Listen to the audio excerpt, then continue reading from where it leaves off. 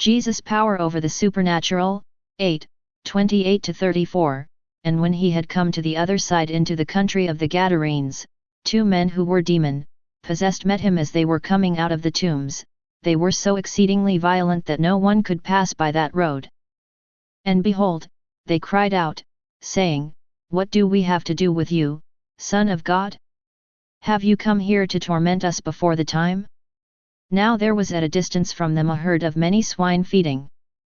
And the demons began to entreat him, saying, If you are going to cast us out, send us into the herd of swine. And he said to them, Begone. And they came out, and went into the swine, and behold, the whole herd rushed down the steep bank into the sea and perished in the waters. And the herdsmen ran away, and went to the city, and reported everything, including the incident of the demoniacs. And behold, the whole city came out to meet Jesus, and when they saw him, they entreated him to depart from their region.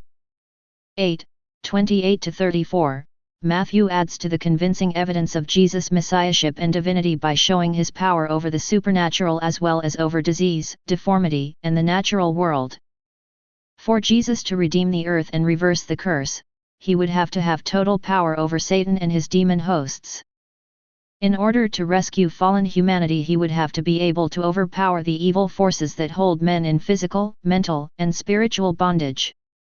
Throughout the Gospel record, therefore, we repeatedly find accounts of Jesus' ability to cast out demons from those under their evil control. He exercised his power instantaneously, authoritatively, and with total success, often by the use of but a single word, as in the present instance. In the wilderness temptations, Jesus demonstrated his power to resist Satan. Now he demonstrates his power to overcome and completely subdue Satan. In his dealing with the kingdom of darkness, he not only would not bend to Satan but made Satan bend to him. As the Apostle John tells us, the Son of God appeared for this purpose, that he might destroy the works of the devil. 1 John 3:8. The Lord became a man and came into the world in order to destroy the works of Satan. When he comes again to establish his kingdom, he will incarcerate Satan for 1,000 years. At the end of which, after a brief freedom, he and his evil co-workers will be cast into the lake of fire, where they will be tormented day and night forever and ever. Rev 20:2-7, 10. By casting out demons during his earthly ministry, Jesus gave dramatic, powerful, and repeated evidence of his power over Satan. As he explained to a multitude near Jerusalem, If I cast out demons by the finger of God, then the kingdom of God has come upon you. Luke 11:20. When the disciples tried to cast out demons, they found out how extremely difficult it is. Although Jesus had given them power and authority over all the demons, Luke 9:1, they discovered that casting out demons was not as easy for them as for him. Matt 17:16-19. Many Jews of New Testament times were involved in exorcism by means of various formulas and rituals, with no real success. That is why Jesus' total success was so surprising. What is this? A new teaching with authority! Exclaimed the incredulous Jews at Capernaum. He commands even the unclean spirits, and they obey him. Mark 1:27. Because Jesus cast out demons with such ease, some of the people concluded that he must therefore be in collusion with the devil, and they declared, He casts out demons by Beelzebul, the ruler of the demons. Luke 11:15. When the 7 sons of Sceva tried to cast an evil spirit out of a man by the power of Jesus whom Paul preaches, the evil spirit answered and said to them, I recognize Jesus, and I know about Paul, but who are you? And the man, in whom was the evil spirit, leaped on them and subdued all of them and overpowered them, so that they fled out of that house naked and wounded. Acts 19:13-16. In the account of the 2 demon-possessed men, Matthew first describes the possession by the demons, then the power of Christ over the demons, and finally the perspective of the people in regard to Jesus. The possession by the demons. And when he had come to the other side into the country of the Gadarenes, 2 men who were demon-possessed met him as they were coming out of the tombs. They were so exceedingly violent that no one could pass by that road. And behold, they cried out, saying, "What do we have to do with you, Son of God? Have you come here to torment us before the time?" Now there was at a distance from them a herd of many swine feeding. And the demons began to entreat him, saying, "If you are going to cast us out, send us into the herd of swine." 8, 28-31. After the miraculous stilling of the storm, Jesus and his disciples continued across the Sea of Galilee to the other side. By now it was daylight and the group of boats, see Mark 4:36, landed in the country of the Gadarenes. Those whom Matthew calls Gadarenes were also called Gerasenes, Mark 5:1, Luke 8:26, or Gergesenes, as found in some Greek texts. The small town of Gerasa, or Gergesa, from which come Gerasenes and Gergesenes, respectively, was on the northeast shore of the Sea of Galilee, about 6 miles across the water from Capernaum, and the steep cliffs nearby fit the geographical setting described here. The town of Gadara, from which comes Gadarenes, is located farther south and is inland, but the general region, including Gerasa, was often referred to as the country of the Gadarenes. The reception by the demons. 2 men who were demon-possessed met him as they were coming out of the tombs. They were so exceedingly violent that no one could pass by that road. 8:28b, in their accounts of this incident, Mark 5:2, and Luke 8:27, mention only one demon-possessed man but do not state that only one was present. For their particular purposes they chose to focus on the more dominant of the 2 men. Demonizomai, demon, possessed, simply means to be demonized, to be under the control of a demonic spirit, without regard to the kind or degree of control. Although its accounts of demonized people reflect many different conditions and degrees of control, Scripture does not clearly distinguish between being possessed, obsessed, or oppressed by demons. Demonization may be defined as a condition in which one or more demons inhabits and gains control over a human being. Demons can attack men spiritually, mentally, and physically. In the spiritual realm they promote false religions, demon worship, the occult, and innumerable kinds of immorality, including murder, Rev. 9, 20-21, 18, 23-24. In the intellectual and psychological realm they promote such things as false doctrines, insanity and masochism, as in this demon-possessed man, who gashed himself with stones, Mark 5:5, and inability to speak and suicidal mania, see Mark 9:17-22. Demon domination was a common affliction in New Testament times, even among God's chosen people, the Jews.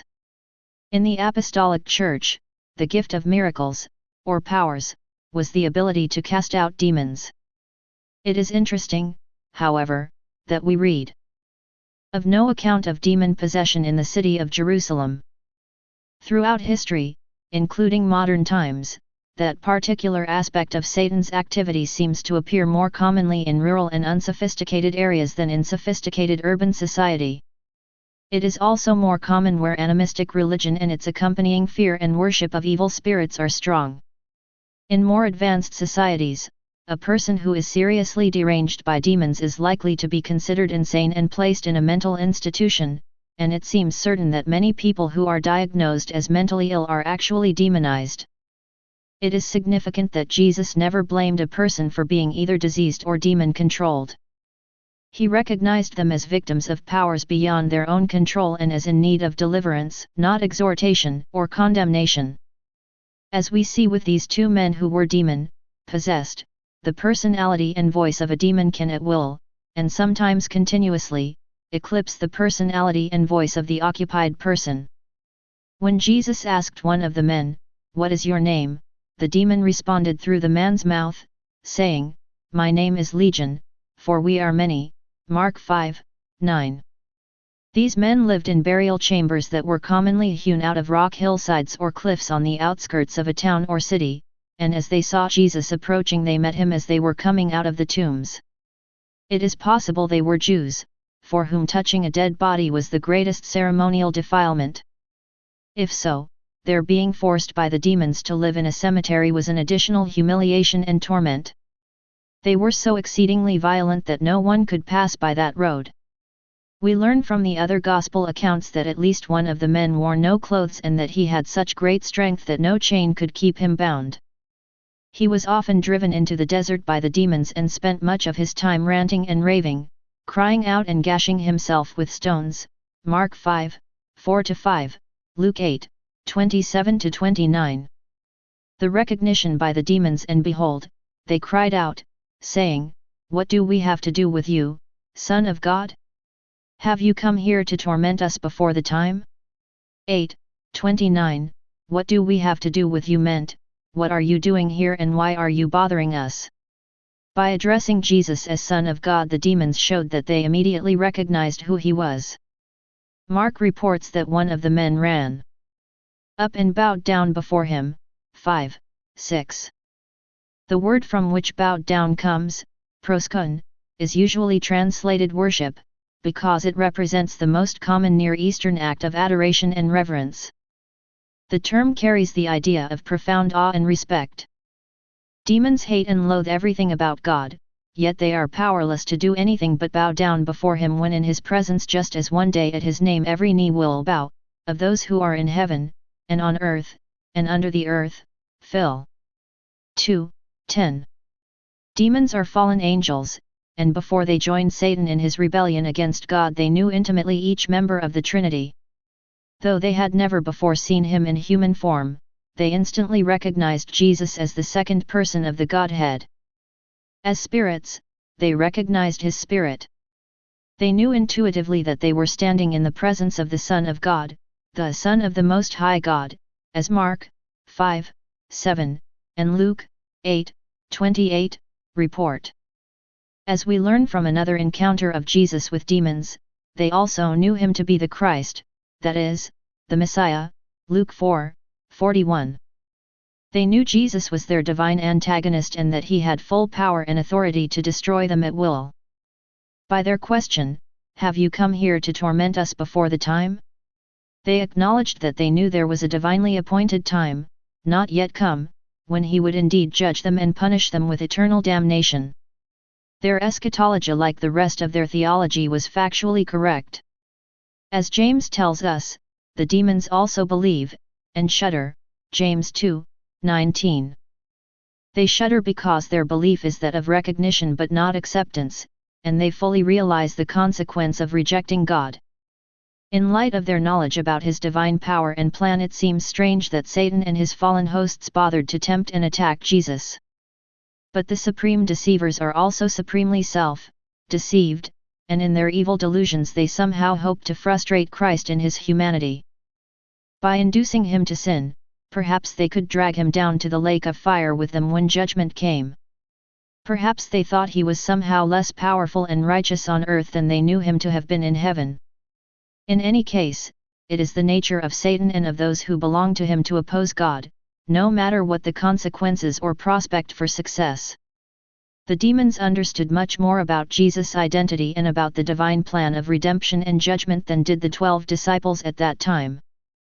It was much later that Peter confessed before Jesus, "Thou art the Christ, the Son of the living God," a truth he came to know only by divine revelation.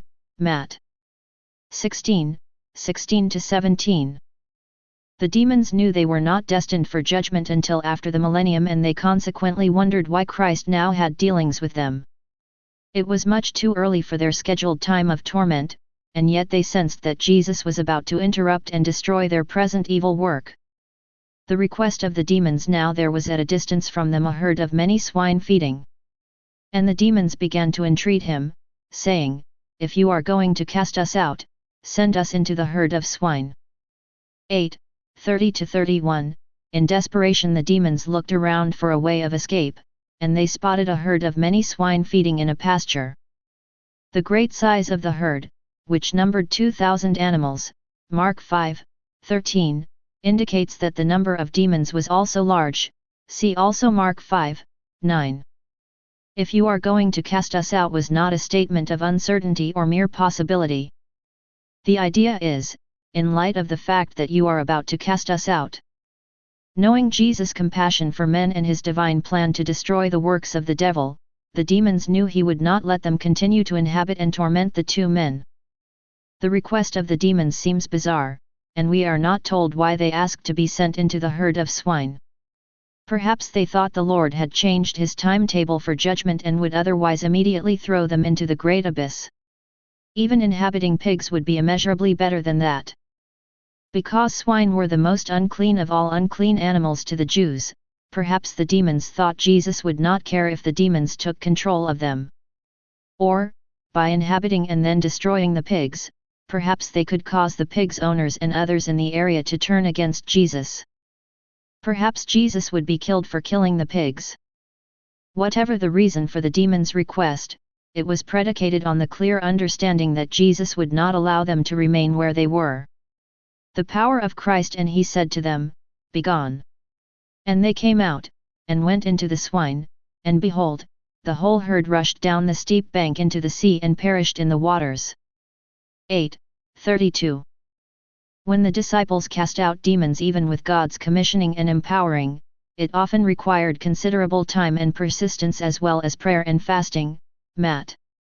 17:21, Mark 9:29. But Jesus cast the entire legion of demons out of the two men with but a word, "Begone." He gave permission to the demons, see Luke 8:32, in the form of a command which they were powerless to disobey, and immediately they came out, and went into the swine. Again we can only wonder at the demons' reason for doing what they did. Whether they directed the whole herd to rush down the steep bank into the sea where they perished in the waters, or whether that was simply the animals' frenzied response to being inhabited by the evil spirits, it seems likely the demons knew the outcome in advance. But we do not know why they did what they did or what happened to them after the pigs drowned. As fallen angels, demons are extremely powerful beings, see 2 Kings 19:35, ps. 103:20, 2 Pet. 2:11. When an angel was sent with a message for the prophet Daniel, he was delayed by a demon, called the Prince of the Kingdom of Persia, for 3 weeks, and the Lord had to send the archangel Michael to his aid, Dan. 10:13. It is therefore hardly surprising that Paul warns us that even as God's own children we cannot withstand the attacks of demons apart from the Lord's armor, especially the shield of faith, F. 6:16. Demons have superior intelligence, Ezek.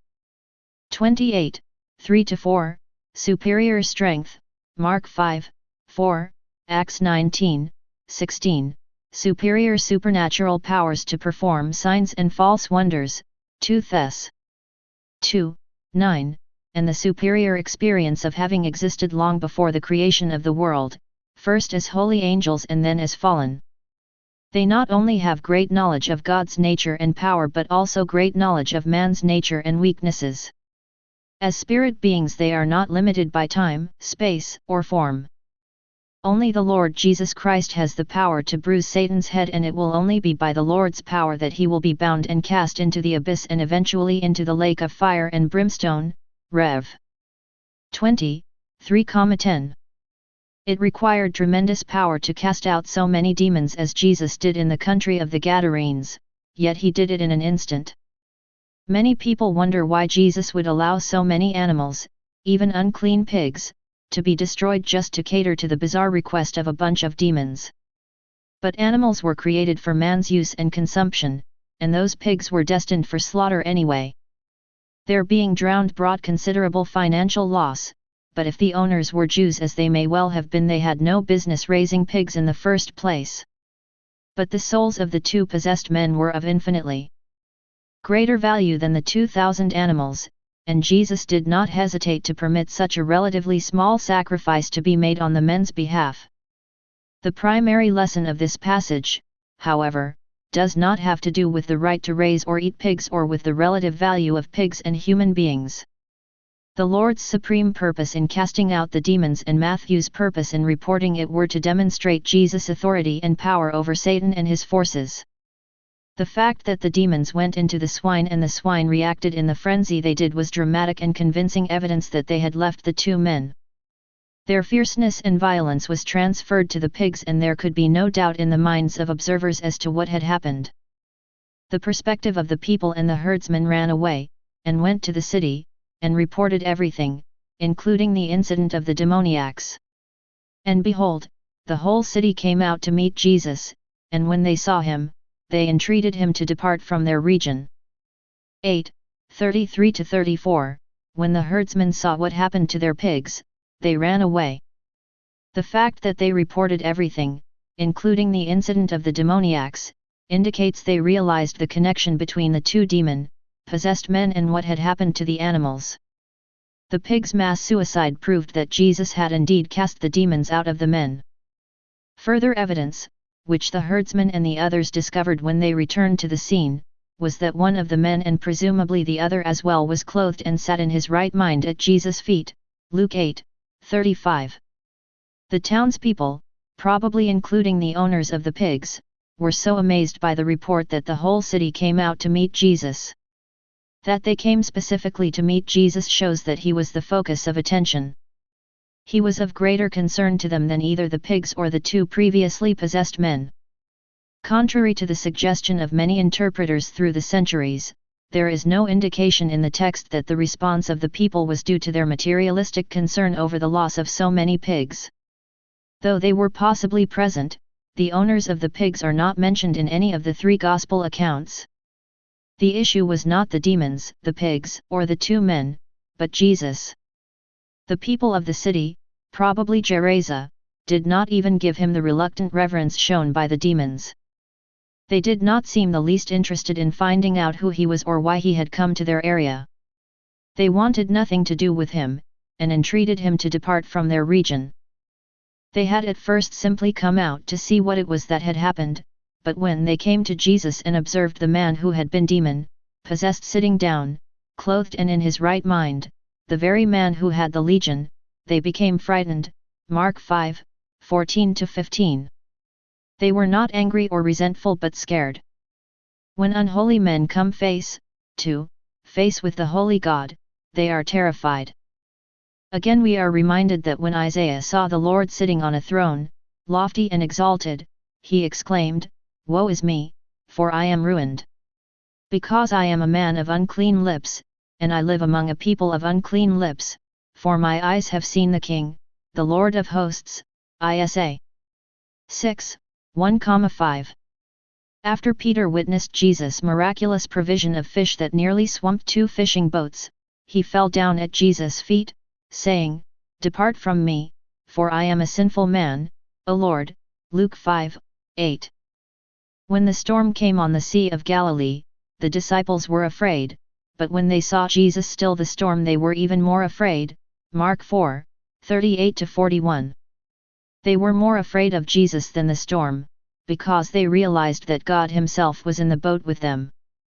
The sinner who knows he faces God can only see his sin, and the result is fear. We are not told exactly what the people from the city thought of Jesus. We only know that they had a glimpse of the supernatural and it caused them to panic. They saw one who could control demons, who could control animals, and who could restore shattered minds to sanity, and they wanted nothing to do with him. Here we find the first opposition to Jesus recorded in the Gospels. The people did not ridicule or persecute Jesus, they simply asked him to leave them alone. Perhaps they resented his righteousness exposing their sin, his power exposing their weakness, or his compassion exposing their hardness of heart. Perhaps they could not tolerate Jesus because of his perfection. But unlike the scribes and Pharisees, these people showed no interest at all in who Jesus was or in his teaching or work. They seemed totally indifferent to his person and ministry. They did not care if he was the Messiah. They did not seem to care whether his powers were good or whether he was from God. They did not care anything about him, except that he would go away. Their rejection of Jesus was in the form of great indifference, the same indifference to God shown by most men throughout history, the indifference that wants to let God alone and to be left alone by God. The Lord was an intrusion with whom they did not want to be bothered. In great contrast to the attitude of those people, one of the men who had been demon-possessed begged Jesus that he might accompany him, Mark 5:18. He was so grateful to Jesus for deliverance and so drawn to him in love and adoration that he could not bear to be separated from him. But Jesus had other plans for the man, and he did not let him, but he said to him, "Go home to your people and report to them what great things the Lord has done for you, and how he had mercy on you." v. 19. Jesus sent the man back to his own people, quite probably the very people who had asked Jesus to leave to testify to them of the Lord's love and mercy. The man was to be an evangelist and missionary to his own people, living testimony that the one whom they had rejected nevertheless loved and sought to redeem them. Even to those who entreat him to depart, Jesus extends his grace.